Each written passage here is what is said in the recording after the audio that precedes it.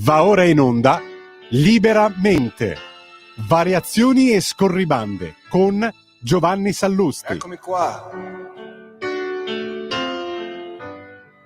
Sono venuto a vedere lo strano effetto che fa la mia faccia e i vostri occhi e quanta gente ci sta. Buonasera a tutti, bentornati a Liberamente, variazioni e scorribande qui su Radio Libertà. Allora, di cosa si sentiva urgentemente il bisogno in questo momento? Ma ovviamente di un euro assist ai galantuomini di Hamas. E infatti puntualmente le istituzioni europee non ci deludono e lo partoriscono. Ovviamente in senso politicamente corretto, edulcorato, c'è una condanna in questo documento di cui stiamo per parlarvi degli barbari atti di terrorismo di Hamas.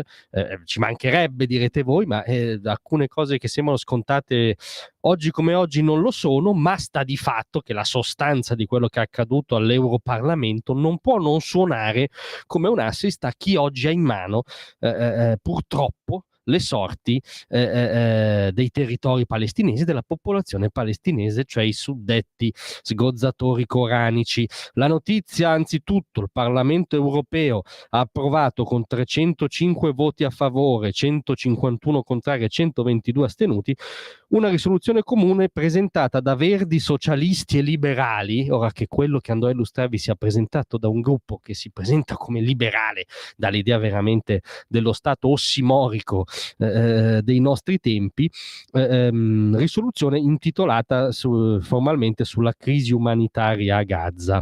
Quindi direte voi, sarà un duro affondo appunto contro Hamas, che usa i civili come scudi umani e li affama depredando gli aiuti. No, i due punti chiave di questa risoluzione sono i seguenti. L'Eurocamera chiede agli Stati membri di valutare il riconoscimento dello Stato di Palestina e afferma il suo sostegno all'approccio di von der Leyen sul tema dell'accordo di associazione Unione Europea-Israele, cioè sulla sospensione di una serie di accordi commerciali in primis tra l'Unione Europea e l'unica democrazia del Medio Oriente, che tra l'altro è un autogol strategico, tecnologico, geopolitico, ma vabbè, ormai, come dire, sono specialisti in autogol da quelle parti. Il primo punto, però, obiettivamente il più inquietante, valutare il riconoscimento dello Stato di Palestina oggi, purtroppo vuol dire valutare la legittimazione politica di chi esercita il potere in quello che dovrebbe essere lo Stato di Palestina. Cioè oggi Hamas, mi spiace,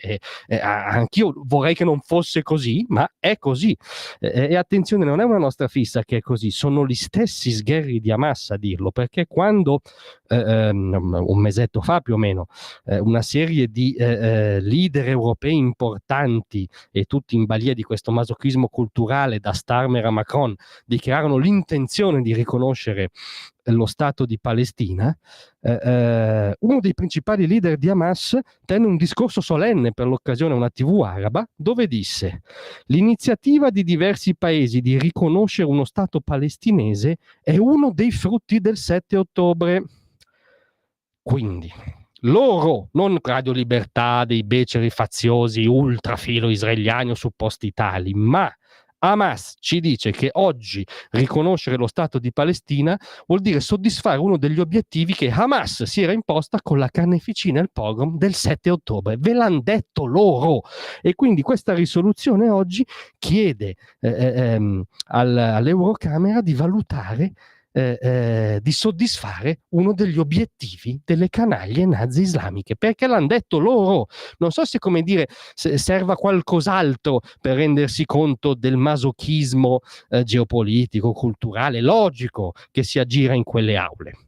Tra l'altro, ahimè, il centrodestra italiano si è spaccato su questo voto.